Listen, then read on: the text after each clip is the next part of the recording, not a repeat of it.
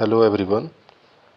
लेखपाल के अंतर्गत जो है ग्राम समाज एवं विकास के अंतर्गत जो क्वेश्चन आने वाले हैं ऑब्जेक्टिव रूप में, आज हम उसको देखेंगे। तो आपके लेखपाल में 4 सब्जेक्ट से आपको पढ़ना है। 25 मैथ आएगा, 25 हिंदी आएगा, 25 जीके आएगा और 25 ग्राम समाज एवं विकास के अंतर्गत आएगा क्वेश्चन। तो 100 क्वेश्चन आएंगे।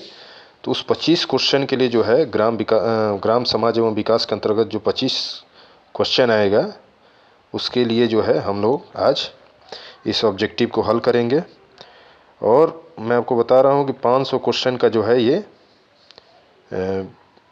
मैंने सेशन बनाया है। आज तो फिलहाल हम लोग 100 क्वेश्चन करेंगे। तो 500 क्वेश्चन इसमें हम जो है आपको कराएंगे और इस 500 क्वेश्चन में से ही आपका 25 क्वेश्चन फंस जाएगा। ठीक है, तो आपको जो है इसको ध्यान से देखना है और इसको एकदम रट जाइए, इतने से ही आपका काम बन जाएगा। चलिए शुरू करते हैं। पहला क्वेश्चन देखिए, और इसमें आपको हम बता दें कि ग्राम समाज एवं विकास में टोटल 10 से 11 टॉपिक है। ठीक है, कल मैं सब्जेक्टिव डाल रहा था तो नेट का जो है कनेक्शन वीक होने की वजह से बार बार जो है लाइव कनेक्शन टूट जा रहा था, जिससे जब जो है मैं वीडियो अपलोड नहीं कर पाया। तो ये ऑब्जेक्टिव कराने के बाद अगर आप लोग कहेंगे तो हम सब्जेक्टिव जो है एकदम कॉन्सेप्ट के साथ आपका कवर करा देंगे, जिससे जो है आपका क्वेश्चन कोई बाहर नहीं जाएगा। बाकी जो 500 के क्वेश्चन का जो है ये मैं बनाया हूँ, 500 क्वेश्चन का जो है PDF, इससे जो है आपके 95% क्वेश्चन आसानी से फंस जाएंगे, जहाँ तक मुझको उम्मीद है। तो चलिए, ज़्यादा से ज़्यादा लोग जो है हमारे चैनल को सब्सक्राइब करिए, ज़्यादा से ज़्यादा लोग जुड़िए, जिसको जो है इसमें लाभ उठाना है। चलिए आइए शुरू करते हैं फिर। पहला क्वेश्चन देखिए। पहला क्वेश्चन है, भारत में कुल कितने गांव हैं? ठीक है, अगर आपको पता होगा तो आप हमको कमेंट में जो है बताते रहिएगा। जो क्वेश्चन मैं करूँगा अगर आपको पता है पहले से, तो आप पहले कमेंट में जो है उसका रिप्लाई दे दीजिएगा ज़रूर से। मैं रिप्लाई चेक करूँगा कि कितने लोग जो है सीरियस हैं एग्ज़ाम के प्रति और जॉब के प्रति। तो पहला क्वेश्चन क्या है, भारत में कुल कितने गांव हैं? तो ये चारों ऑप्शन में से जो आपको सही लगे आप बता सकते हैं। मैं आपको डायरेक्ट आंसर बताऊंगा। ठीक है, तो भारत में जो है 6,40,930 गांव हैं। ठीक है, हमारा तीसरा ऑप्शन सही है, 6,40,930 गांव हैं।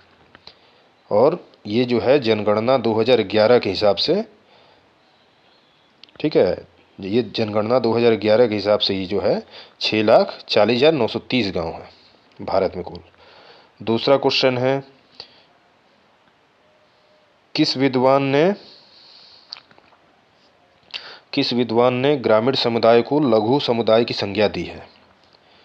ठीक है, किस विद्वान ने ग्रामीण समुदाय को लघु समुदाय की संज्ञा दी है? तो दूसरा देख लीजिए, Bruner, Harold Laski, Robert Redfield, Lowry Nelson. तो दूसरे का जो है रॉबर्ट रेडफील्ड ने दिया था। ठीक है, ये बहुत इंपॉर्टेंट क्वेश्चन है दोस्तों। इसी 500 क्वेश्चन में से ही जो है आपके 25 क्वेश्चन आएंगे, ये मुझे पता है। तो इसको अच्छे से आप जो है रिवीजन कर लीजिए। ठीक है, अब तीसरा क्वेश्चन देखिए, ग्रामीण समुदाय उस समुदाय को कहा जाता है जहां, अब आगे ऑप्शन देख लीजिए, समाज में औपचारिकता पाई जाती है, कि कृषि मुख्य व्यवसाय होता है, प्राथमिक समूहों में प्राथमिकता होती है, या उपरोक्त सभी।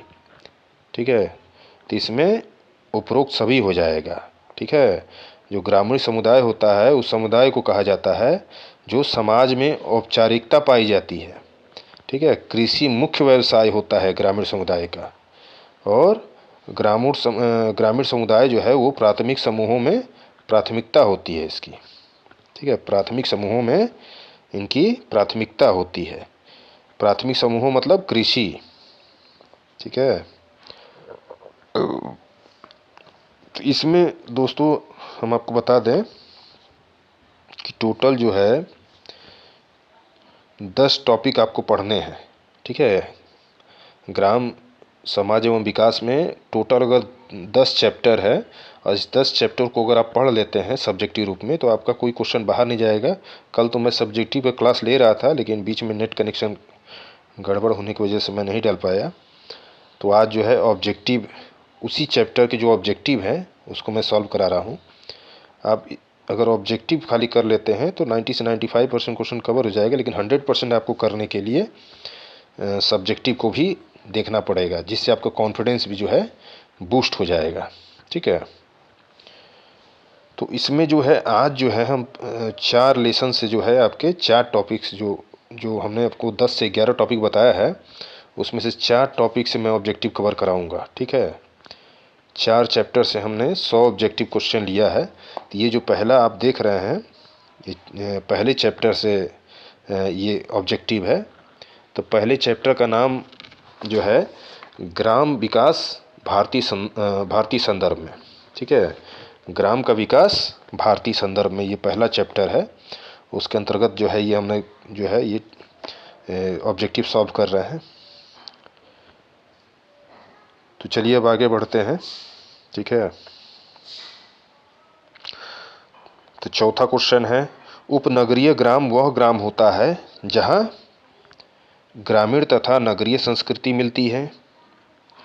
ठीक है, उपनगरीय ग्राम वह ग्राम होता है जहां ग्रामीण तथा नगरीय संस्कृति मिलती है, बड़े उद्योग स्थापित होते हैं और कृषि योग्य भूमि का अभाव होता है, केवल शिल्पकार रहते हैं। तो इसका जो है आंसर होगा ग्रामीण तथा नगरीय संस्कृति मिलती है। तो उपनगरीय ग्राम वह ग्राम होता है जहां ग्रामीण तथा नगरीय संस्कृति मिलती है। ठीक है, उसको उपनगरीय कहा जाता है। ठीक है, उपनगरीय मतलब नगर और ग्राम के बीच की कड़ी होता है उपनगरीय।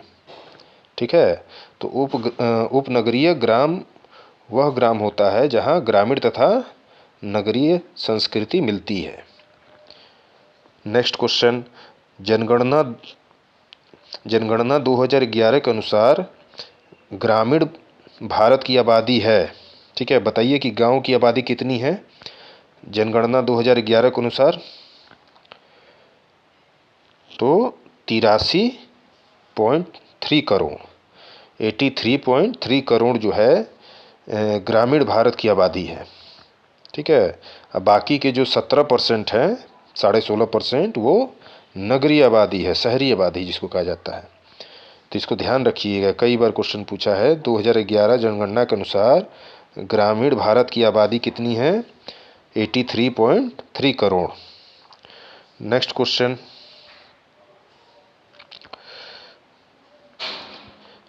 ग्राम शब्द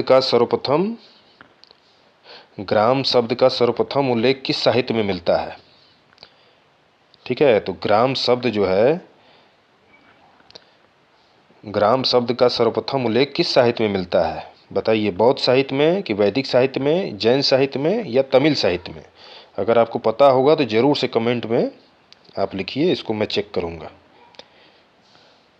तो ग्राम शब्द का उल्लेख किसमें हुआ है? वैदिक साहित्य में।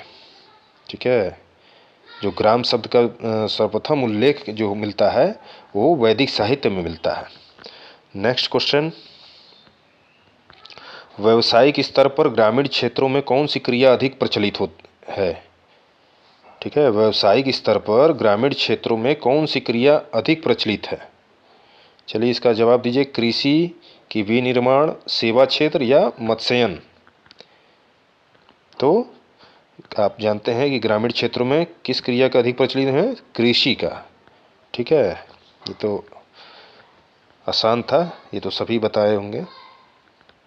नेक्स्ट,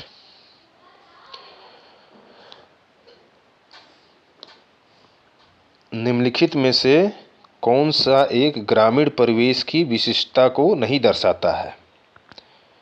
ठीक है, निम्नलिखित में से कौन एक ग्रामीण परिवेश की विशिष्टता को नहीं दर्शाता है? सरल एवं सामान्य जीवन, सामाजिक गतिशीलता का भाव, एकल परिवार की परंपरा और श्रम के विशेषीकरण का महत्व, कौन सा होगा? तो एकल परिवार की परंपरा। तो ग्रामीण परिवेश का विशिष्टता कौन सा नहीं दर्शाता है? एकल परिवार की परंपरा। तो आप जानते हैं कि जो गाँवों में जो है परिवार काफ़ी बड़ा होता है, काफ़ी एकजुटता होता है, ठीक है। तो वहाँ सरल और सामान्य जीवन होता ही है, सामाजिक गतिशीलता का जो है अभाव होता है और श्रम के विशेषीकरण का महत्व भी होता है वहाँ। लेकिन एकल परिवार की परंपरा वहाँ नहीं है, ठीक है। एकल परिवार मतलब एक परिवार, ठीक है, अलग अलग रहना, ऐसा नहीं है। अभी भी वहाँ जो है सामाजिकता बहुत है और सारे फैमिली जो रिश्तेदार हैं, पटीदार हैं, वो सभी जो है एक साथ मिल के रहते हैं ज़्यादा से ज़्यादा, ठीक है। तो इस क्वेश्चन का आंसर हो जाएगा एकल परिवार की परंपरा, ये नहीं है, नहीं दर्शाता है। नेक्स्ट जो है, ग्रामीण समुदाय के संदर्भ में कौन सा कथन असंगत है? ठीक है, इसमें बताना है कि कौन सा कथन असंगत है, मतलब संगत नहीं है। पहला ऑप्शन है ग्रामीण समुदाय प्राकृतिक पर्यावरण पर निर्भर करता है, व्यक्ति की प्रतिष्ठा का संबंध परिवार होता है। आगे देख लीजिए क्या है, दो ऑप्शन, जनसंख्या घनत्व तो कम पाया जाता है या विनिर्माण कार्य विकसित अवस्था में होता है। तो इसमें से कौन सा नहीं है, विसंगत है? तो ग्रामीण समुदाय के संदर्भ में कौन सा कथन असंगत पूछा है, तो इसमें से जो है डी वाला जो है वो असंगत है। विनिर्माण कार्य विकसित अवस्था में होता है। आपको पता है कि ग्रामीण क्षेत्र में जो है उद्योग उतना विकसित नहीं है, तो जब उद्योग विकसित नहीं है उतना, तो विनिर्माण कार्य भी जो है एमएसएमई स्तर पर है, ठीक है, उद्योग स्तर पर उतना नहीं है। तो इसलिए जो है डी वाला ऑप्शन हो जाएगा। बाकी जो है ग्रामीण समुदाय के संदर्भ में ये तीनों ऑप्शन हैं। तो तीनों ऑप्शन क्या है? ग्रामीण समुदाय प्राकृतिक पर्यावरण पर निर्भर करता है, सही बात है। व्यक्ति की प्रतिष्ठा का संबंध परिवार होता है, ये भी सही है। और तीसरा, जनसंख्या घनत्व तो कम पाया जाता है, ठीक है। जनसंख्या का घनत्व जो है वो पर किलोमीटर के हिसाब से बहुत कम है, ठीक है, थोड़ा खुला खुला है, शहरों की तरह कंजेस्टेड नहीं है, कहने का मतलब ये है। तो नेक्स्ट क्वेश्चन क्या है देख लीजिए, थोड़ा सा बड़ा कर देते हैं, नहीं हो रहा है, चलिए देखिए दिख रहा है। तो वर्तमान ग्रामीण समुदाय में किसी व्यक्ति की स्थिति का आकलन किस आधार पर नहीं किया जाता है? ये सब प्रश्न जो है दोस्तों बहुत इम्पोर्टेंट है और मैं गारंटी के साथ कहता हूँ कि इतना अगर आप पढ़ लेंगे तो आप निश्चित ही जो है 90 से 95% क्वेश्चन को हल कर लेंगे, ठीक है। इसको बहुत ध्यान से देखिएगा, इसी तरीके के क्वेश्चन पूछता है अब, ठीक है। कौन सा नहीं किया जाता है, उसमें सिंपल ना देके कौन सा नहीं किया जाता है पूछता है, तो इसको आप ध्यान से समझ लीजिए। तो वर्तमान ग्रामीण समुदाय में किसी व्यक्ति की स्थिति का आकलन किस आधार पर नहीं किया जाता, ठीक है, जाति के, कि धन के, कि पद के, कि शिक्षा के। तो वर्तमान ग्रामीण समुदाय में किसी व्यक्ति की स्थिति का आकलन जाति के आधार पे नहीं किया जाता, ठीक है। अब जाति के आधार पे कोई ऐसा आकलन नहीं किया जाता, इसको ध्यान रखिएगा। बाकी धन, पद, शिक्षा, ठीक है, ये इसमें किया जाता है, ठीक है। वो धनवान है, वो शिक्षित है, वो बड़े पद पर है, वो डीएम है, एसपी है, लेकिन जाति के आधार पे जो है ग्रामीण समुदाय में व्यक्ति की स्थिति का आकलन नहीं किया जाता है, तो ध्यान रखिएगा। नेक्स्ट क्वेश्चन 11वां नंबर, ग्राम समुदाय का समाज शास्त्रीय महत्व किस रूप में प्रदर्शित होता है? जो ग्राम समुदाय का समाज शास्त्रीय महत्व है वो किस रूप में प्रदर्शित होता है? प्राचीन संस्कृति के संवाहक के रूप में, कि सामाजिक संगठन का प्रारंभिक रूप, कि प्रजातंत्र का आदर्श रूप, या उपरोक्त सभी? तो इसमें उपरोक्त सभी हो जाएगा, ठीक है। तो ग्राम समुदाय का समाज शास्त्रीय महत्व जो है वो प्राचीन संस्कृति के संवाहक के रूप में भी होता है और सामाजिक संगठन का प्रारंभिक रूप भी होता है और प्रजातंत्र का आदर्श रूप भी होता है, तीनों होगा। चलिए नेक्स्ट देखिए 12 नंबर, ग्रामीण विकास की दिशा में सामाजिक जीवन में क्या परिवर्तन हुआ है। ठीक है, तो ग्रामीण विकास की दिशा में सामाजिक जीवन में क्या परिवर्तन हुआ है।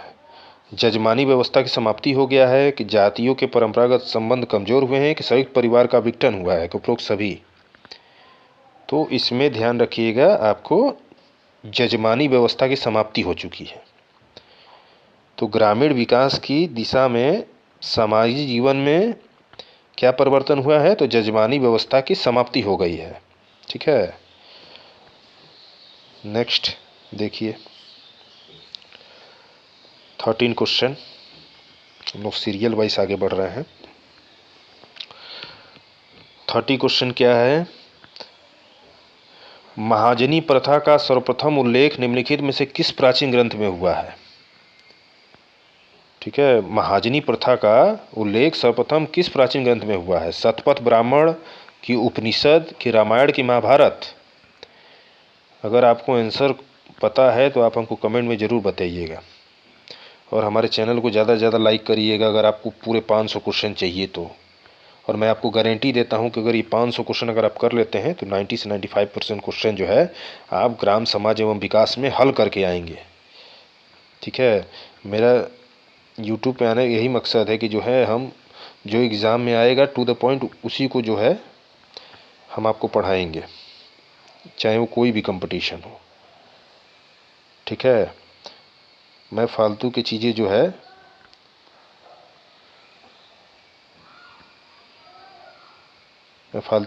है उसको नहीं पढ़ाता। जो एग्ज़ाम में आने वाला है, जो एकदम सिलेबस के अंतर्गत है, उसी पे जो है हम फोकस करते हैं। तो चलिए क्वेश्चन जो है 13वां चल रहा था कि महाजनी प्रथा का सर्वप्रथम उल्लेख निम्नलिखित में से किस प्राचीन ग्रंथ में हुआ है, तो शतपथ ब्राह्मण में।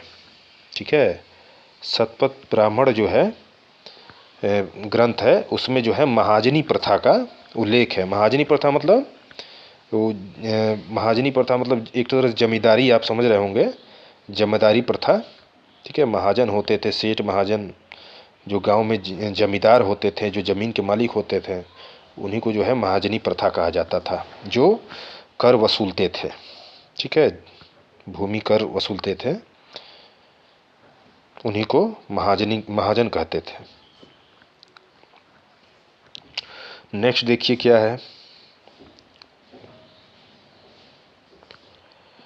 14 नंबर, ग्रामीण राजनीतिक जीवन में बदलाव के संदर्भ में यह कथन किनका है।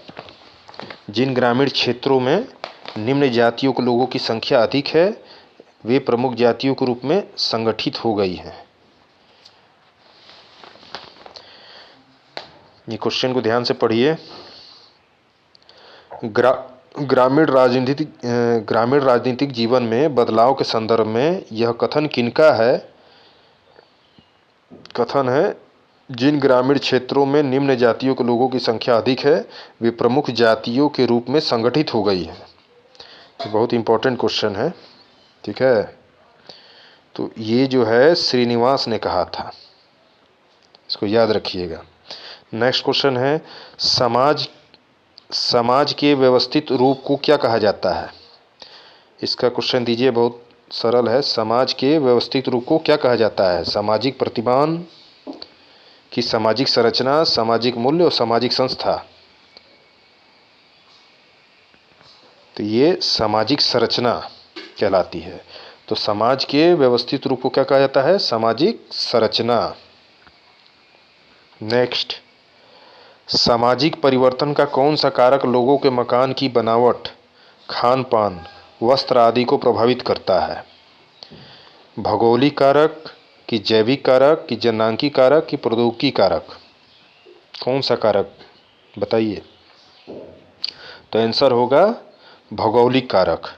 ठीक है, सामाजिक परिवर्तन का जो है भौगोलिक कारक जो है वो लोगों के मकान की बनावट, खान पान, वस्त्र आदि को प्रभावित करता है। ठीक है, भौगोलिक कारक मतलब वहाँ का क्लाइमेट, वहाँ का वायुमंडल कैसा है, उसी से पता चलता है कि मकान की बनावट कैसा किया जाए। ठीक है, कहीं वहाँ भूकंप वाला स्थिति तो नहीं है, या वहाँ बारिश वारिश तो बहुत ज़्यादा नहीं होता है। तो क्लाइमेट के हिसाब से जो है वहाँ के मकान की बनावट आप देखेंगे, वहाँ का खान पान देखेंगे। ठीक है, वहाँ का वस्त्र का पहनावा देखेंगे, कहीं ठंडा पड़ता है कहीं गर्मी पड़ता है। ठीक है, तो वहाँ भौगोलिक कारक ही मायने रखता है। तो इसका आंसर क्या होगा? भौगोलिक कारक। नेक्स्ट क्वेश्चन क्या है? सामाजिक परिवर्तन के आर्थिक कारक किस रूप में सहायक होते हैं? सामाजिक परिवर्तन के आर्थिक कारक किस रूप में सहायक होते हैं? 17वां क्वेश्चन हम देख रहे हैं। तो पूछा है कि सामाजिक परिवर्तन के आर्थिक कारक के रूप में क्या सहायक होते हैं? तो ये तीनों ऑप्शन जो है ये सही है। अंतरजातीय विवाह, प्रेम विवाह, सामाजिक विघटन, ये सब जो है सामाजिक परिवर्तन के आर्थिक कारक के रूप में सहायक होते हैं। तो ये सभी हो जाएगा आंसर। नेक्स्ट है, निम्न में से कौन सामाजिक परिवर्तन का कारक नहीं है? ठीक है, इसमें नहीं पूछा है, ये सामाजिक परिवर्तन का कारक नहीं है। तो इसमें कौन सा नहीं है? ठीक है, तो सामाजिक गतिशीलता नहीं है। ठीक है, बाकी राजनीतिक कारक है, सूचना प्रौद्योगिकी है और मनोवैज्ञानिक भी है। ठीक है, तो सामाजिक परिवर्तन का कारक कौन कौन सा है? राजनीतिक कारक भी है, सूचना प्रौद्योगिकी भी है और मनोविज्ञान भी है। और क्या नहीं है? सामाजिक गतिशीलता। आइए आगे बढ़ते हैं। अब इधर साइड में तो 90 नंबर क्वेश्चन है, इसको देखिए। 90 नंबर है, निम्न में से कौन सामाजिक परिवर्तन का प्रतिमान नहीं है? ठीक है, एग्ज़ाम में क्वेश्चन इसी तरीके का ज़्यादा आजकल पूछ रहा है। आप अगर पेपर दे रहे होंगे तो आपको पता होगा कि उसमें से पूछ रहा है कि कौन सा नहीं है। ठीक है, हमेशा प्रश्न में तो यही उसी हिसाब से ये क्वेश्चन सेट किया गया है। तो निम्न में कौन सामाजिक परिवर्तन का प्रतिमान नहीं है? समरैखिक परिवर्तन, समतल परिवर्तन, उतार चढ़ाव परिवर्तन कि चक्रीय परिवर्तन? कुछ क्वेश्चन ऐसा है दोस्तों कि जो है आपको क्लियर नहीं हो रहा होगा। तो इसका रीज़न है कि आप सब्जेक्टिव नहीं पढ़े हैं। जब तक किसी चीज़ का कॉन्सेप्ट नहीं पढ़ेंगे, किसी चीज़ की स्टोरी नहीं पढ़ेंगे, जैसे रामायण है, अगर रामायण आप नहीं पढ़ेंगे तो आपको क्या पता कि राम और सीता कौन है, रावण कौन है।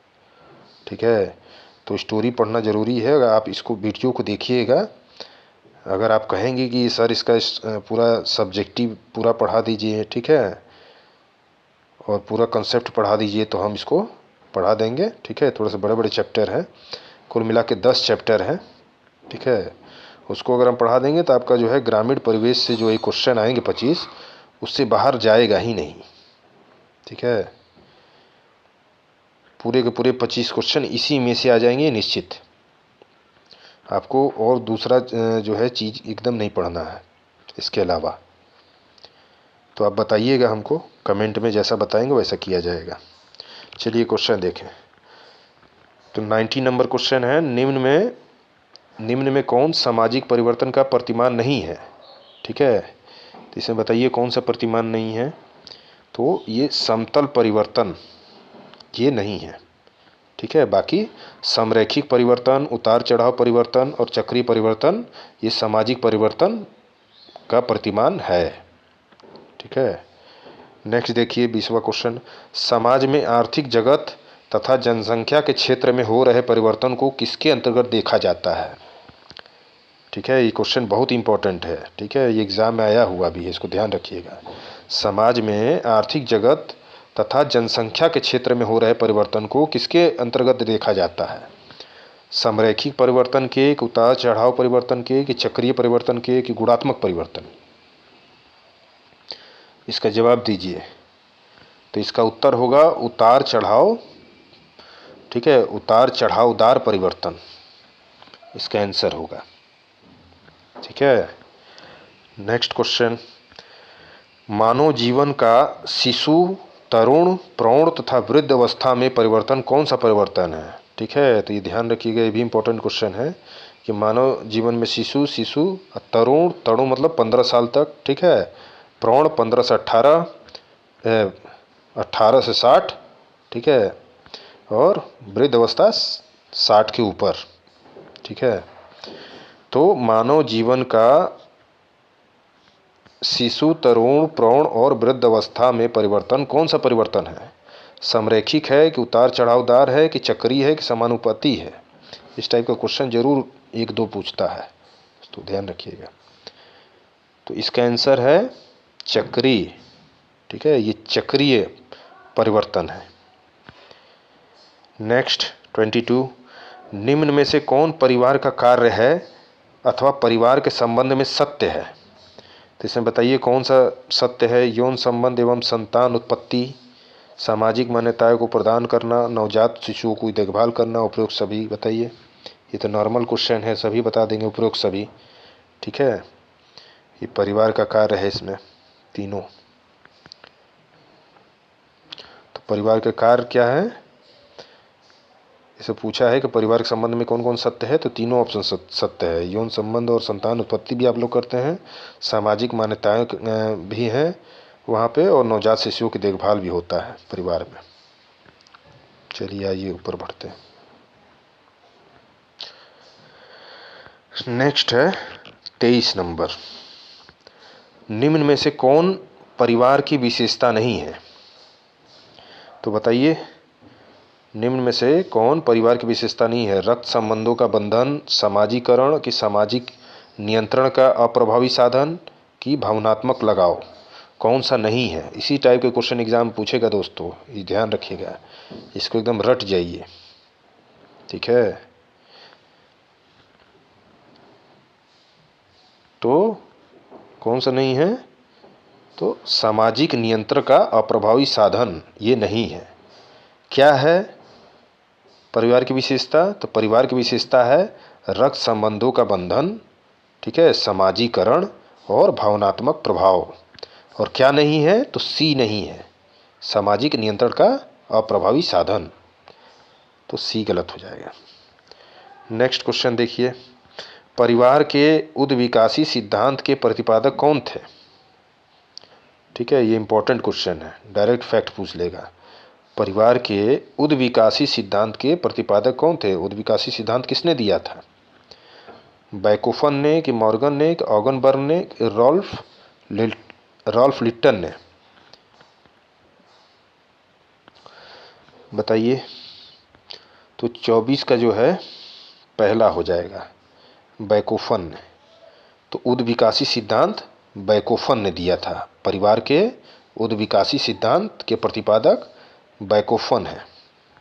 चलिए नेक्स्ट 25वां देखिए, ग्रामीण परिवार में परिवर्तन के लिए किस कारक को उत्तरदायी नहीं माना जाता है? ठीक है, ग्रामीण परिवार में परिवर्तन के लिए किस कारक को उत्तरदायी नहीं माना जाता है? तो किस कारण को उत्तरदायी नहीं माना जाता है?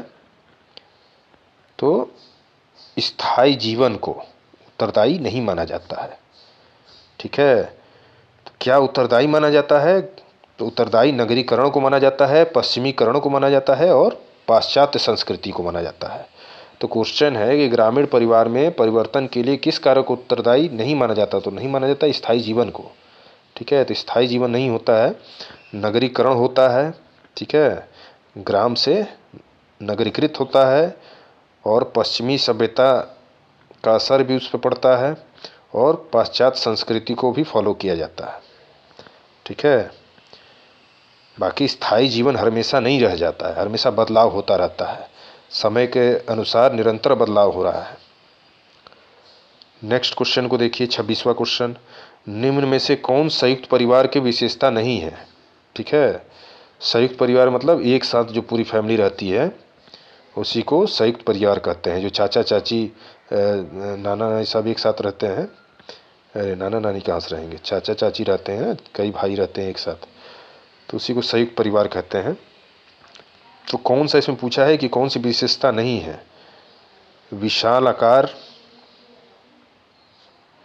संयुक्त परिवार की कौन सी विशेषता नहीं है? विशाल आकार, साझा संपत्ति, नातेदारी व्यवस्था की कमी, सामूहिक एकता। बताइए, संयुक्त परिवार की कौन सी विशेषता नहीं है? तो नातेदारी व्यवस्था की कमी, ठीक है, नातेदारी व्यवस्था की कमी पाई जाती है। ये संयुक्त परिवार की विशेषता नहीं है। बाकी संयुक्त परिवार की क्या क्या विशेषताएं हैं? विशाल आकार होता है संयुक्त परिवार का, ठीक है, ज़्यादा लोग रहते हैं तो विशाल तो आकार रहेगा ही। साझा संपत्ति होती है, मतलब आप देखेंगे कि पूरे आप गांव में देखते होंगे कि बहुत बड़ी खेत होते हैं जिसमें जो है बंटवारा होता है, ठीक है। तो संयुक्त परिवार में बहुत बड़ा बड़ा खेत होता है, ठीक है। और सामूहिक एकता, तो एकता भी होती है। बाकी नातेदारी व्यवस्था की कमी वहाँ दिखाई देती है, ठीक है। आइए नेक्स्ट आगे बढ़िए। 27 नंबर, निम्न में से कौन वंश, सत्ता एवं स्थान के आधार पर संयुक्त परिवार के प्रकार हैं? ठीक है, क्वेश्चन क्या है? निम्न में से कौन वंश, सत्ता एवं स्थान के आधार पर संयुक्त परिवार के प्रकार हैं? पितवंशीय परिवार, एकाकी परिवार, कि मिताक्षरा संयुक्त परिवार, कि दाय भाग संयुक्त परिवार, कौन सा है? तो इसका आंसर हो जाएगा पितृवंशीय परिवार। तो क्वेश्चन था कि निम्न में से कौन सा वंश, सत्ता एवं स्थान के आधार पर संयुक्त परिवार के प्रकार है? तो पितृवंशीय परिवार ही होगा। नॉर्मल सा क्वेश्चन है। नेक्स्ट, दाय भाग संयुक्त परिवार भारत के किस राज्य में पाया जाता है? अब देखिए ये पूछा है क्वेश्चन, ये बहुत इंपॉर्टेंट है। दाय भाग संयुक्त परिवार भारत के किस राज्य में पाया जाता है? तो ये बंगाल में पाया जाता है, ठीक है। जो दाय भाग नाम का जो संयुक्त परिवार, मतलब ये नाम है, ये भारत के किस राज्य में है? तो बंगाल राज्य में है, पाया जाता है। चलिए आगे बढ़ते हैं। 29 क्वेश्चन, निम्न में से कौन संयुक्त परिवार के विघटन का कारण नहीं है? ठीक है, हमेशा क्वेश्चन में नहीं है पूछ रहा है। तो इसी तरीके के एग्जाम में इस समय क्वेश्चन बन रहा है दोस्तों। सिंपल क्वेश्चन कभी नहीं पूछ रहा है कि संयुक्त परिवार में क्या विघटन कारण है, ये सब नॉर्मल नहीं। क्वेश्चन में हमेशा नहीं का प्रयोग कर रहा है। ये चीज़ आप देखते भी होंगे क्वेश्चन पेपर में, तो उसी हिसाब से ये क्वेश्चन पेपर है। आप इसको पहले से ही सॉल्व कर लेंगे तो एग्ज़ाम में आसानी से इसको कर लेंगे। ये आपको क्वेश्चन देखने के बाद ही समझ में आ रहा होगा कि क्वेश्चन का लेवल कितना अच्छा है, और इसी तरीके का हुबहू क्वेश्चन पूछता है। तो इसीलिए मैं बता रहा हूँ कि जो मैं 500 क्वेश्चन कराऊंगा ग्राम समाज एवं विकास के लिए, सिर्फ आपको इतना ही करना है, ठीक है। इससे बाहर कुछ नहीं आएगा, ये मेरी गारंटी है। जो आएगी वो सब्जेक्टिव पढ़ा दूंगा तो वो भी कवर हो जाएगा, ठीक है। आइए देखते हैं, निम्न में से कौन संयुक्त परिवार के विघटन का कारण नहीं है? व्यक्तिवाद, शिक्षा का प्रसार, सामान्य धार्मिक कर्तव्य, पश्चिमीकरण, कौन सा नहीं है पूछा है? तो सामान्य धार्मिक कर्तव्य ये नहीं है, ठीक है। तो संयुक्त परिवार का विघटन का कारण क्यों नहीं है? सामान्य धार्मिक कर्तव्य ये नहीं है। और क्या है? तो व्यक्तिवाद है, शिक्षा का प्रसार भी है संयुक्त परिवार में, और पश्चिमीकरण भी है, ठीक है। तो आइए नेक्स्ट क्वेश्चन 30वां, वह प्रक्रिया जिसमें समाज का निम्न वर्ग, उच्च वर्ग या प्रतिष्ठा वर्ग का अनुसरण करता है तथा उस श्रेणी में शामिल होने के लिए प्रयासरत रहता है, क्या कहलाता है?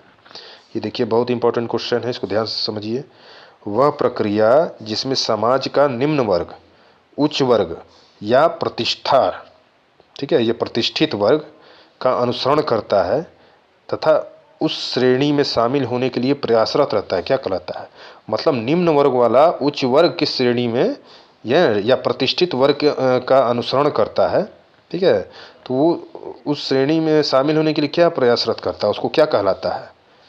तो ये बहुत इंपॉर्टेंट क्वेश्चन है। संस्कृतिकरण कहलाता है कि व्यापीकरण, कि पश्चिमीकरण, कि आधुनिकीकरण? ये नॉर्मल सा क्वेश्चन है, थोड़ा सा आप दिमाग लगाएंगे बता देंगे। संस्कृतिकरण मतलब उनके संस्कृति को फॉलो करके जो है वो उस श्रेणी में शामिल हो जाते हैं, ठीक है। तो इसका आंसर क्या होगा? संस्कृतिकरण। चलिए आगे बढ़िए। 31, थोड़ा सा मैं फास्ट चल रहा हूँ नहीं तो वीडियो बहुत काफ़ी लंबा हो जाएगा, ठीक है, बोरियत हो जाएगा। तो आप इसको समझ के जो है आगे बढ़िए, ठीक है। इस वीडियो को 2 से 4 बार देखेंगे आपको याद हो जाएगा। एक बार से नहीं याद होगा, 2 से 4 बार आपको देखना पड़ेगा। एग्ज़ाम के पहले तक तो 10 बार देख जाइए। करना क्या है, नौकरी पाना है तो फिर तो मेहनत करना पड़ेगा।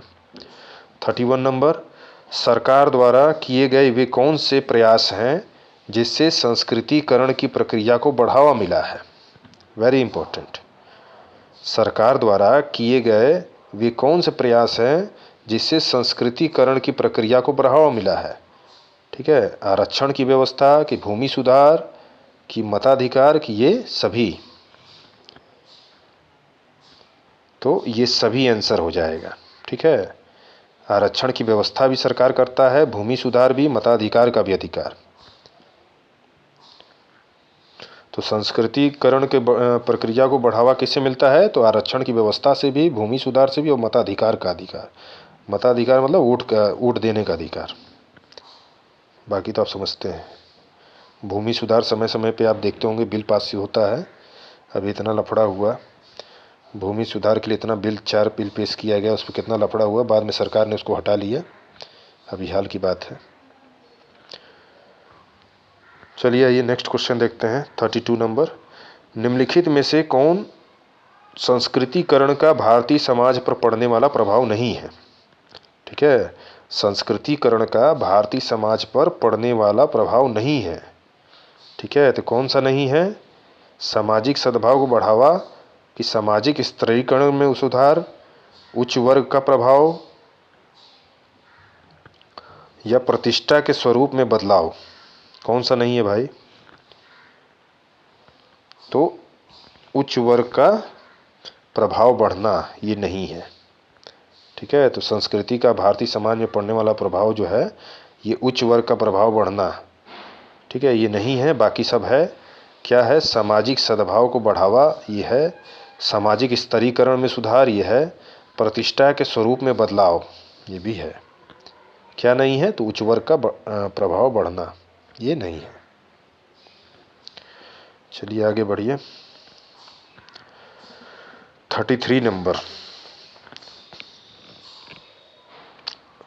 आप हमारे सेशन को जो है ज़्यादा से ज़्यादा लाइक करें। ठीक है, जिससे मुझे मोटिवेशन मिलता है, और ज़्यादा से ज़्यादा लोग आप जुड़िए, आपको ज़रूर इसमें लाभ होगा। आपको इतने बढ़िया लेवल के क्वेश्चन आपको कहीं नहीं मिलेंगे, और जो क्वेश्चन हैं ये इसी तरीके के क्वेश्चन एग्ज़ाम में बनते हैं, ये आप ध्यान रखिएगा, और आप पेपर आने पे आपको खुद ही समझ में आ जाएगा। तो क्वेश्चन क्या है, पश्चिमीकरण के प्रभाव से भारतीय समाज में विवाह की कौन सी प्रवृत्ति कम हुई है। पश्चिमीकरण समझ रहे हैं, पश्चिमीकरण मतलब कि विदेशों से या फॉरेन से जो चीज़ें जो है भारतीय समाज में आ रही हैं उसी को पश्चिमीकरण की सभ्यता कहा जाता है। तो पश्चिमीकरण के प्रभाव जो है, जैसे नहीं होता है कोई पुरुष जो है बाहर से हो के आए तो उसकी संस्कृति में, उसके हाव भाव में बहुत बदलाव होता है। तो उसी तरीके से धीरे धीरे जो है गांव में भी जो है तमाम परिवर्तन समय के अनुसार होते रहे हैं। तो वही क्वेश्चन पूछा है कि पश्चिमीकरण के प्रभाव से भारतीय समाज में विवाह की कौन सी प्रवृत्ति कम हुई है। कम हुई है पूछा है, विधवा पुनर्विवाह कम हुआ है, प्रेम विवाह, अंतर्जातीय विवाह, कि बाल विवाह। तो इसका आंसर क्या है, बाल विवाह कम हुआ है।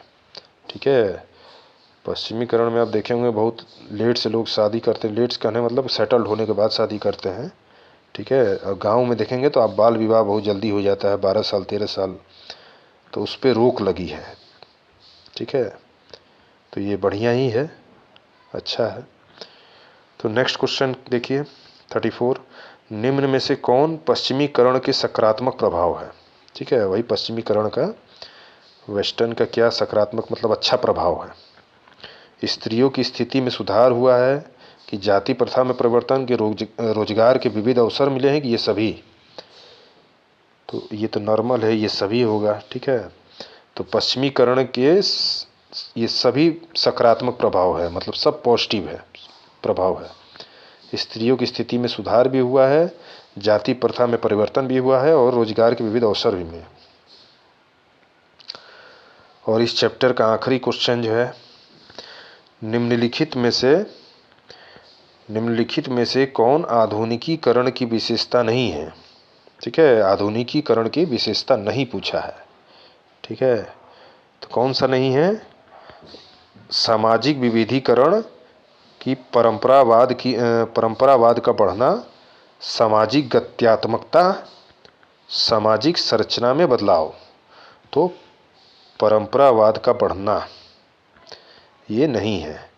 तो आधुनिकीकरण आज के युग की विशेषता क्या है कि अब परंपरावाद का बढ़ावा नहीं दिया जा रहा है। ठीक है, और क्या है? तो सामाजिक विभेदीकरण हो रहा है, सामाजिक गत्यात्मकता भी हो रहा है और सामाजिक संरचना में बदलाव भी हो रहा है।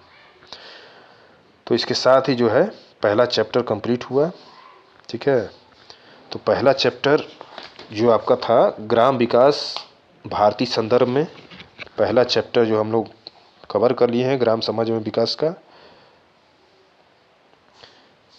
आइए अब दूसरे चैप्टर के अंतर्गत जो है, दूसरा चैप्टर कौन सा है? ग्राम विकास प्रबंधन। ठीक है, दूसरे चैप्टर का नाम क्या है? ग्राम विकास प्रबंधन। अब उसके अंतर्गत कुछ क्वेश्चन है, तो इसी तरीके से चैप्टर वाइज जो है हम लोग ऑब्जेक्टिव क्वेश्चन को देखते जाएंगे।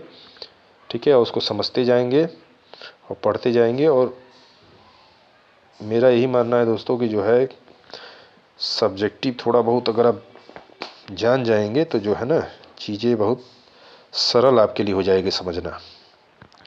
तो आप जैसा होगा बताइएगा कमेंट बॉक्स में। अगर आप सब्जेक्टिव कहेंगे तो मैं सब्जेक्टिव भी वीडियो डाल दूंगा, जिससे जो है आपका 25 नंबर का जो क्वेश्चन है वो पूरे उसी में से हो जाए।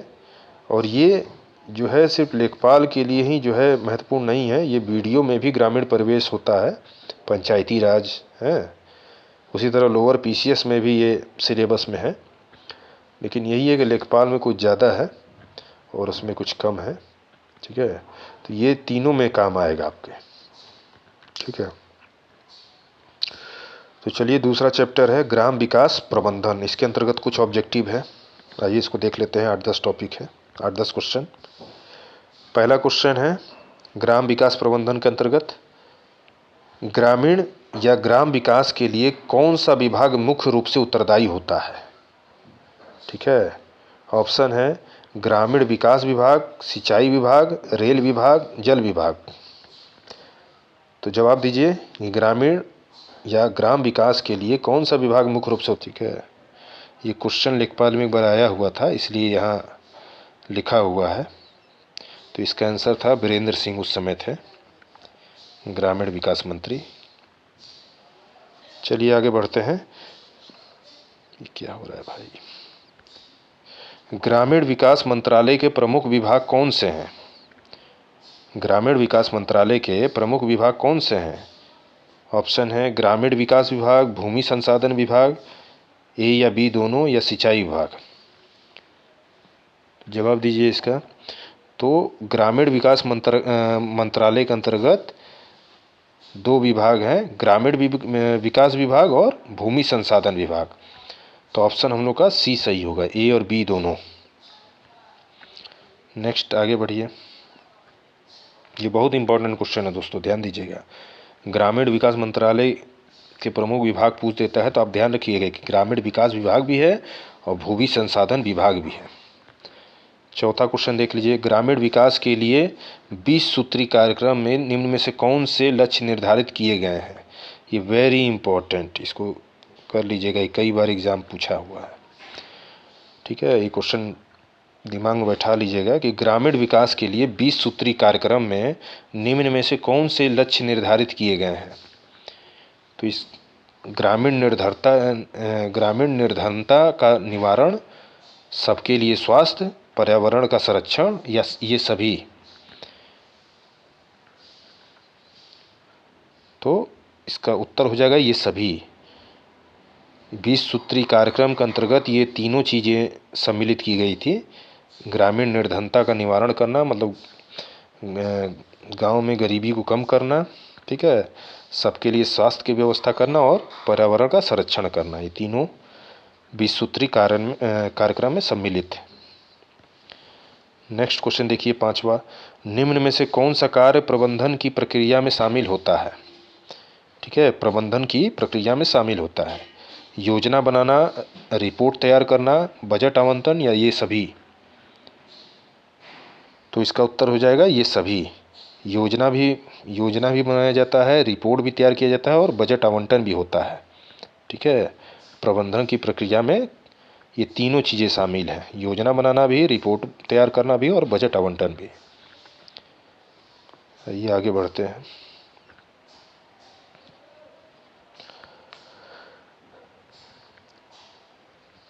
जिला ग्रामीण विकास अधिकरण कार्यक्रम की शुरुआत किस वर्ष की गई थी?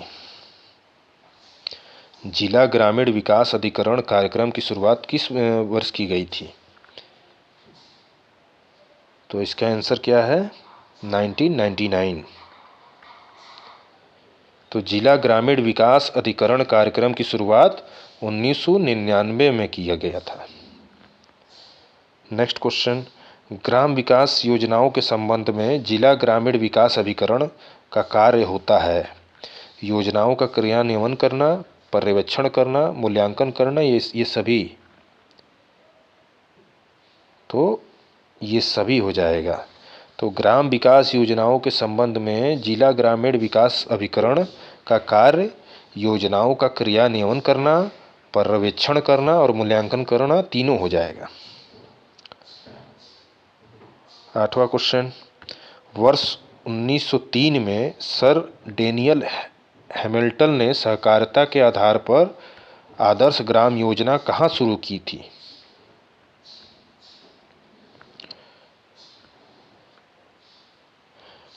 तो क्वेश्चन क्या है? वर्ष 1903 में सर डेनियल हैमिल्टन ने सहकारिता के आधार पर आदर्श ग्राम योजना कहाँ शुरू की थी? मद्रास में कि पंजाब में कि हैदराबाद कि मुंबई? तो इसका आंसर हो जाएगा कि मद्रास में शुरू की थी। डेनियल हैमिल्टन ने सहकारिता के आधार पर जो आदर्श ग्राम योजना की शुरुआत की थी वो मद्रास से की थी। नेक्स्ट क्वेश्चन, रविन्द्रनाथ टैगोर ने किस वर्ष ग्राम विकास के रूप में श्री निकेतन योजना प्रारंभ की थी? वेरी इंपॉर्टेंट, इसको याद रखिएगा, एग्जाम में कई बार पूछ चुका है। रविन्द्रनाथ टैगोर ने किस वर्ष ग्राम विकास के रूप में श्री निकेतन योजना प्रारंभ की थी? तो श्री निकेतन योजना कब प्रारंभ की थी? 1920 में, 1920 में, ऑप्शन ए। 10वां क्वेश्चन, कुएं से हरित ऊर्जा निर्माण में कौन कौन से राज्य अग्रणी हैं? ठीक है, कुएं से हरित ऊर्जा निर्माण में कौन कौन से राज्य अग्रणी हैं?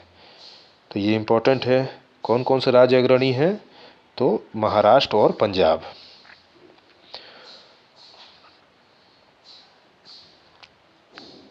तो हमारा जो है तीसरा चैप्टर भी कंप्लीट हुआ। दूसरा चैप्टर ग्राम विकास प्रबंधन। अब हम लोग तीसरे चैप्टर के अंतर्गत जो है ऑब्जेक्टिव को लगाएंगे। दूसरे चैप्टर में 10 ही क्वेश्चन था और तीसरे में तकरीबन 40 क्वेश्चन है।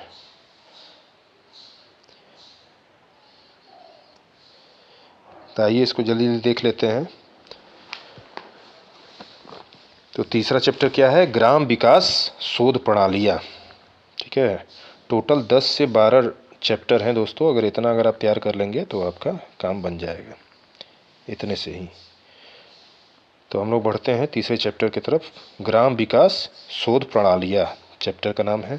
पहला क्वेश्चन है, अब थोड़ा सा हम लोग तेज चलेंगे। ठीक है, सामाजिक शोध विधि का संबंध पाया जाता है। ठीक है, क्वेश्चन क्या है? सामाजिक शोध विधि का संबंध पाया जाता है सामाजिक घटनाक्रम से कि मानव व्यवहार से कि सामाजिक जीवन के विभिन्न पक्ष से या उपयुक्त सभी से।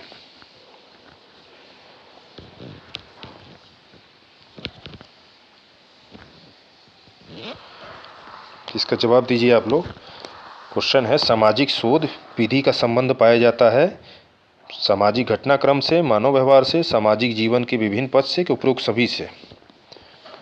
तो सभी बताएंगे, उपरोक्त सभी, डी ऑप्शन।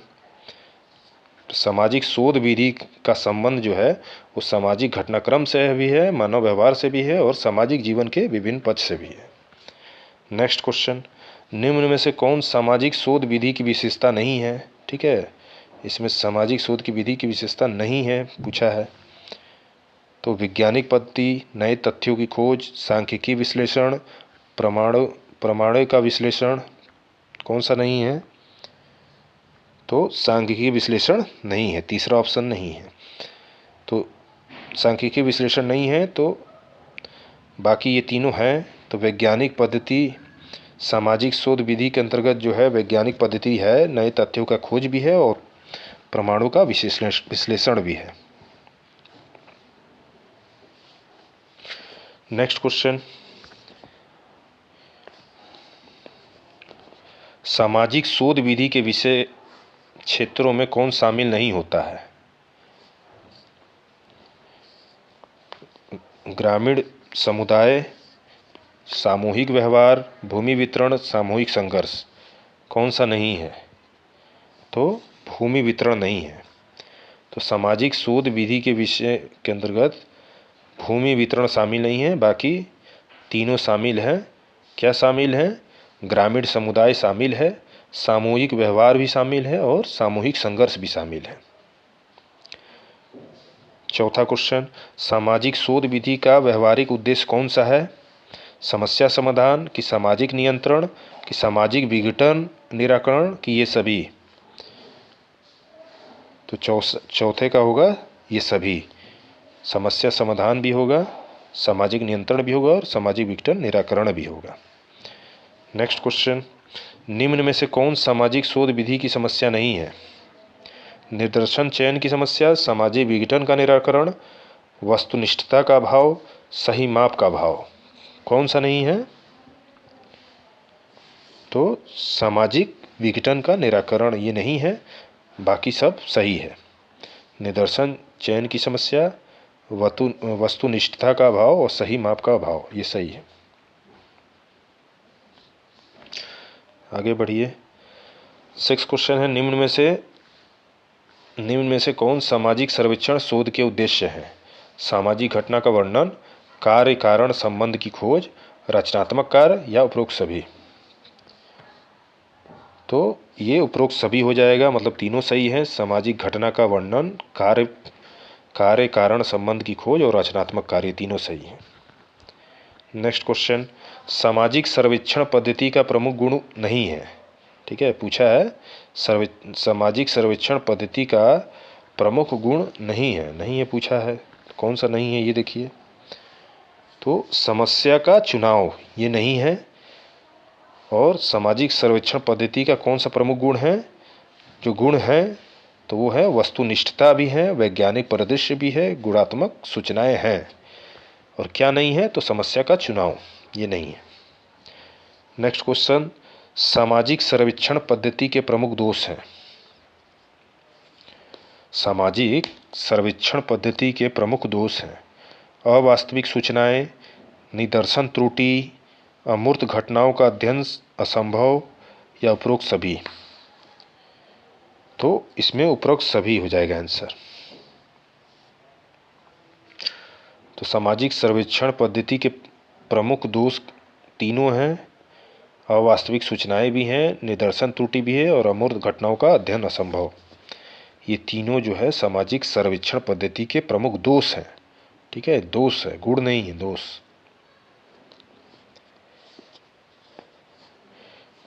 आगे बढ़िए।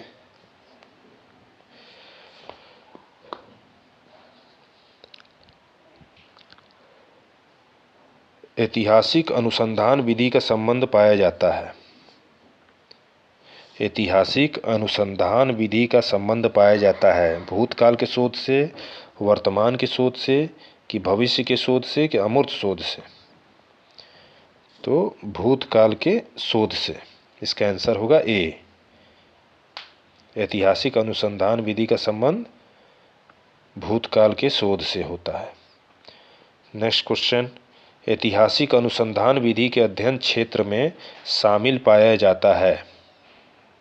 ऐतिहासिक अनुसंधान विधि के अध्ययन के क्षेत्र में शामिल पाया जाता है क्या? संस्थाओं का कार्य कि संवैधानिक व्यवस्था का अध्ययन, मनोवैज्ञानिक विचारों का विकास या उपरोक्त सभी? तो इसमें होगा उपरोक्त सभी, तीनों सही हैं। संस्थाओं का कार्य भी होता है, संवैधानिक व्यवस्था का अध्ययन भी किया जाता है, मनोवैज्ञानिक विचारों का विकास भी किया जाता है। नेक्स्ट क्वेश्चन 11, वैज्ञानिक पद्धति का सामाजिक शोध कार्य किस पर आधारित नहीं होती है? ठीक है, वैज्ञानिक पद्धति का सामाजिक शोध कार्य किस पर आधारित नहीं होती है? चिंतन, परीक्षण, प्रयोग, तार्किकता। तो चिंतन पे नहीं होता है। ठीक है, चिंतन पे नहीं होता, बाकी सब पे होता है। परीक्षण पे होता है, प्रयोग पर होता है, तार्किकता पे होता है, चिंतन पर नहीं होता है। नेक्स्ट, निम्न में से कौन वैज्ञानिक शोध पद्धति की विशेषता नहीं है? वैज्ञानिक शोध पद्धति की विशेषता नहीं है बोल रहा है। तो सत्यापनशीलता, तार्किकता, भावनात्मकता, निश्चितता, कौन सा नहीं है? तो भावनात्मकता जो है ये नहीं है, बाकी तीनों है। तो वैज्ञानिक शोध पद्धति की जो विशेषता होती है वो भावनात्मकता ये नहीं है, बाकी सत्यापनशीलता होता है वैज्ञानिक शोध पद्धति के अंतर्गत, तार्किकता भी होता है और निश्चितता भी होता है, भावनात्मकता नहीं होता है। नेक्स्ट क्वेश्चन 13, सामाजिक समस्याओं के शोध कार्य में वैज्ञानिक पद्धति के तहत अपनाए जाने वाले प्रमुख चरण में कौन शामिल नहीं पाया जाता है? तो समस्या का चुनाव, चरों का चयन करना, सामग्री संकलन करना, सार्वभौमिक सिद्धांत स्थापित करना, कौन सा है? तो ऑप्शन डी है सही, सार्वभौमिक सिद्धांत स्थापित करना। ये नहीं है, बाकी सब है। क्या कौन कौन सा है? समस्या का चुनाव है, चरों का चयन करना, सामग्री संकलन करना, ये सही है। आगे बढ़िए। 14 नंबर, सामाजिक शोध कार्य में तुलनात्मक विधि के तहत निम्न में से किसका अध्ययन किया जाता है? रीति रिवाजों का, सामाजिक परिवर्तन, विशिष्ट सामाजिक घटना या ये सभी? तो ये सभी हो जाएगा, इसका सभी सही है। नेक्स्ट क्वेश्चन, दिया गया निम्न कथन किनका है? कथन है, तुलनात्मक पद्धति या विश्लेषण का तात्पर्य केवल कुछ सामाजिक घटनाओं के बीच तुलना करना ही नहीं होता है, बल्कि तुलना के माध्यम से उसकी व्याख्या भी करनी होती है। तो ये किसका कथन है? ये गिन्सबर्ग का है कि रेडक्लिफ ब्राउन का है, बोगार्डस का है कि कार्ल पियर्सन का है? किसका है? तो ये गिन्सबर्ग का है, ऑप्शन ए सही है, गिन्सबर्ग। 16 नंबर, निम्न में से कौन तुलनात्मक शोध पद्धति के शोध चरण का भाग नहीं है? निम्नलिखित में से कौन तुलनात्मक शोध पद्धति के शोध चरण का भाग नहीं है? इकाइयों का अवलोकन करना, सामाजिक तथ्यों का संग्रह करना, सामाजिक परिवर्तन का अध्ययन करना, सामान्यीकरण करना, कौन सा आंसर सही है? तो सामाजिक परिवर्तन का अध्ययन करना, ये नहीं है। क्वेश्चन है, निम्न में से कौन तुलनात्मक शोध पद्धति के शोध चरण का भाग नहीं है? तो सामाजिक परिवर्तन का अध्ययन करना ये नहीं है, बाकी सब है। इकाइयों का अवलोकन करना है, सामाजिक तथ्यों का संग्रह करना ये है, सामान्यीकरण करना ये है। नेक्स्ट 17 नंबर, जब किसी समाज के समूह का अध्ययन करने के लिए कुछ इकाइयों का चयन किया जाता है जिसमें समाज के गुणों का प्रतिनिधित्व होता है, कहलाता है निदर्शन, सर्वेक्षण, संपूर्णता, प्राकल्पना, कौन सा सही है? तो निदर्शन इसका सही है, ऑप्शन ए। अब 18 नंबर देखिए क्वेश्चन। निम्न में से कौन निदर्शन पद्धति की प्रमुख विशेषताएं हैं? प्रतिनिधि इकाइयों का अध्ययन किया जाता है, निर्वाचित इकाइयों का बृहत अध्ययन किया जाता है, सूचनाओं का निरीक्षण किया जाता है या उपरोक्त सभी? तो इसमें उपरोक्त सभी हो जाएगा, सभी सही है। Next 19 number. निम्न में से कौन निदर्शन शोध पद्धति के गुण नहीं है? ठीक है, नहीं पूछा है, कौन सा गुण नहीं है निदर्शन शोध पद्धति का? तो समय की बचत, धन की बचत, विशेष ज्ञान की आवश्यकता, प्रशासनिक सुविधा, कौन सा नहीं है? तो विशेष ज्ञान की आवश्यकता इसमें नहीं होती है। निदर्शन शोध पद्धति के अंतर्गत विशेष ज्ञान की आवश्यकता, ये गलत है। क्या निदर्शन शोध पद्धति के अंतर्गत क्या गुण है? निदर्शन शोध पद्धति के क्या क्या गुण हैं? तो समय की बचत है, धन की बचत है, प्रशासनिक सुविधा है, ये इसके गुण हैं। नेक्स्ट देखिए 20 नंबर। अनुसूची में निम्न में से किसकी विशेषताएं एवं गुणों का समन्वय पाया जाता है? अवलोकन, साक्षात्कार, प्रश्नावली या ये सभी? तो 20 का ये सभी हो जाएगा आंसर। अवलोकन भी किया जाता है, साक्षात्कार भी किया जाता है, प्रश्नावली भी किया जाता है। आइए 21 पहुँचिए। निम्न में से कौन सी अनुसूची की विशेषता नहीं है? ठीक है, निम्न में से कौन सी अनुसूची की विशेषता नहीं है? सीमित आकार, प्रत्यक्ष संपर्क, आंकड़ों का संकलन, क्रॉस प्रश्नों का व्यवस्था, कौन सा नहीं है? तो आंकड़ों का संकलन ये नहीं है, बाकी सभी हैं। सीमित आकार है, प्रत्यक्ष संपर्क है, क्रॉस प्रश्नों की व्यवस्था है, लेकिन आंकड़ों का संकलन नहीं है। नेक्स्ट, निम्न में से कौन अनुसूची का प्रकार नहीं है? अनुसूची का प्रकार नहीं है। प्रलेख अनुसूची, जाति अनुसूची, मूल्यांकन अनुसूची और साक्षात्मकार अनुसूची, कौन सा नहीं है? तो जाति अनुसूची नहीं है, बाकी प्रलेख अनुसूची, मूल्यांकन अनुसूची और साक्षात्मकार अनुसूची है अनुसूची के प्रकार। 23वां। निम्न में से कौन अनुसूची का प्रमुख गुण नहीं है? ठीक है, अनुसूची का प्रमुख गुण नहीं है, तो इसमें से कौन सा नहीं है? सीमित क्षेत्र का अध्ययन, वास्तविक सूचनाओं की जानकारी, अवलोकन शक्ति का विकास, अनावश्यक सूचनाओं से बचाव। तो ये सीमित क्षेत्र का अध्ययन इसमें नहीं है, ऑप्शन ए नहीं है, बाकी बी, सी, डी ये तीनों अनुसूची के प्रमुख गुण हैं। तो वास्तविक सूचनाओं की जानकारी, अवलोकन शक्ति का विकास, अनावश्यक सूचनाओं से बचाव, ये अनुसूची के प्रमुख गुण हैं।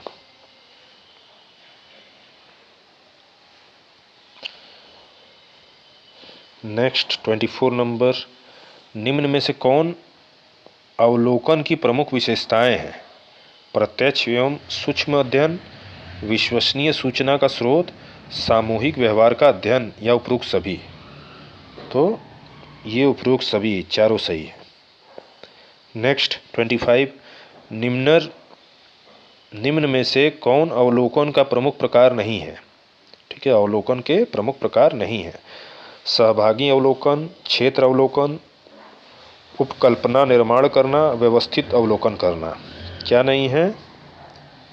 तो विधि सांख्यिक नहीं है, ठीक है, ऑप्शन सी नहीं है, बाकी शास्त्रीय विधि, गुणात्मक विधि, गणितीय विधि, ये अवलोकन की वैज्ञानिक विधि है। नेक्स्ट, अवलोकन पद्धति की प्रमुख समस्याएं, सीमाएं या दोष हैं। ठीक है, अवलोकन पद्धति की प्रमुख समस्याएं क्या हैं?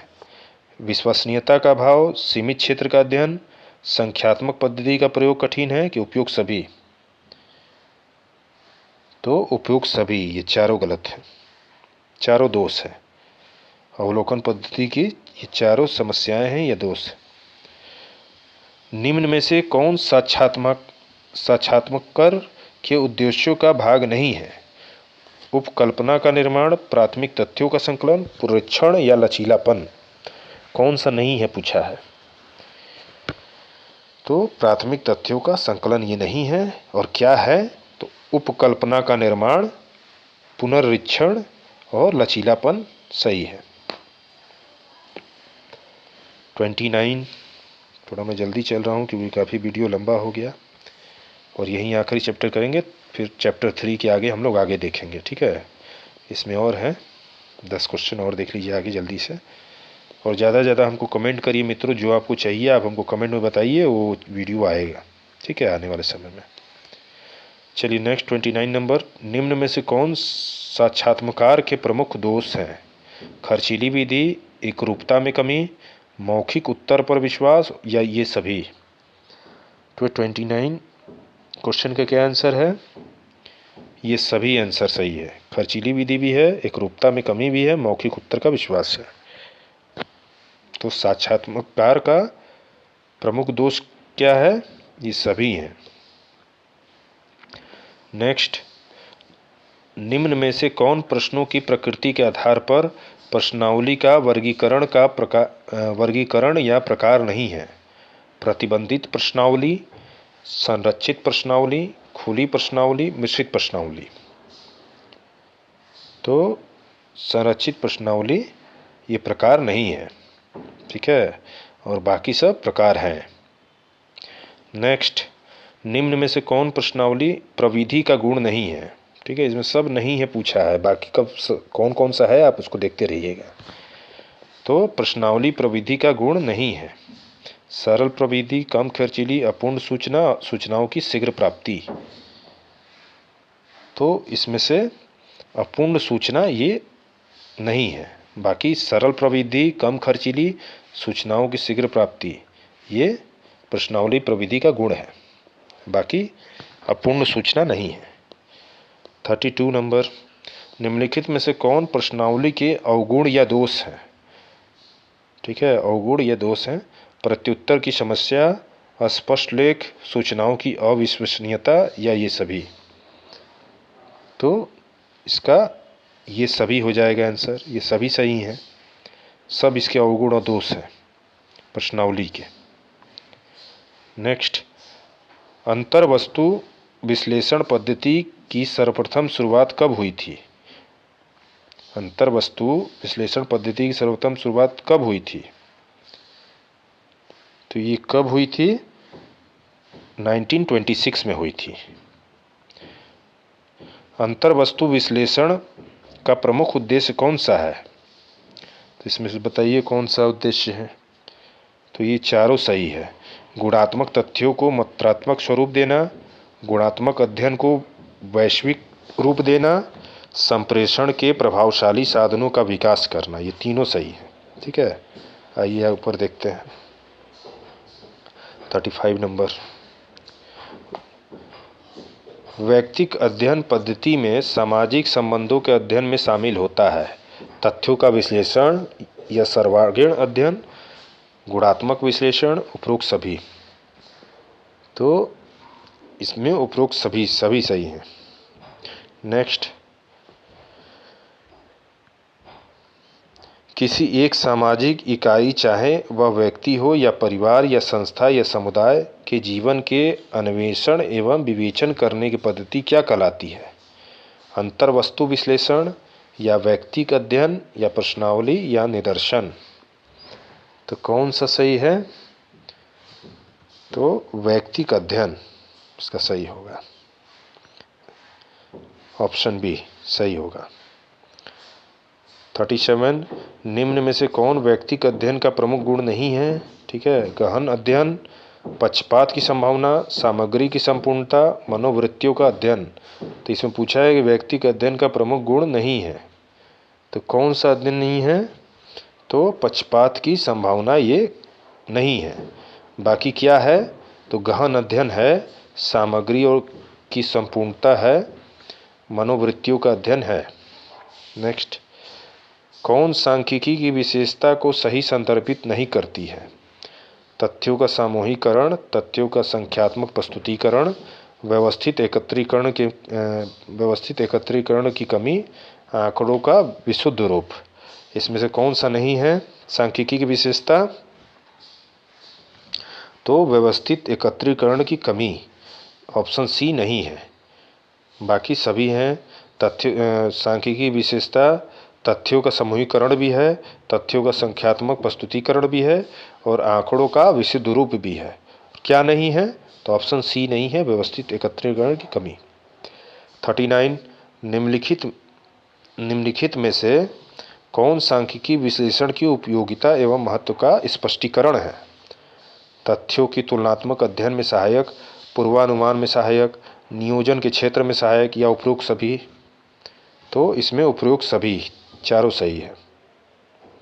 और इस क्लास का आखिरी क्वेश्चन आज, सांख्यिकी का सामाजिक जीवन में काफ़ी महत्व है, इसके बावजूद इनमें निम्न में से कौन सी कमियां पाई जाती हैं? ठीक है, ये बहुत इंपॉर्टेंट क्वेश्चन है, ये क्वेश्चन आया हुआ है एग्जाम में। सांख्यिकी का, स्टैटिक्स का सामाजिक जीवन में काफ़ी महत्व है, इसके बावजूद इनमें से कौन सी कमियां पाई जाती हैं? तो कौन सी कमियां पाई जाती हैं? ऑप्शन देख लीजिए। केवल संख्यात्मक तथ्यों का अध्ययन किया जाता है इसमें, दुरुपयोग होना इसका होता है, सांख्यिकी परिणाम का भ्रामक होना या उपरोक्त सभी?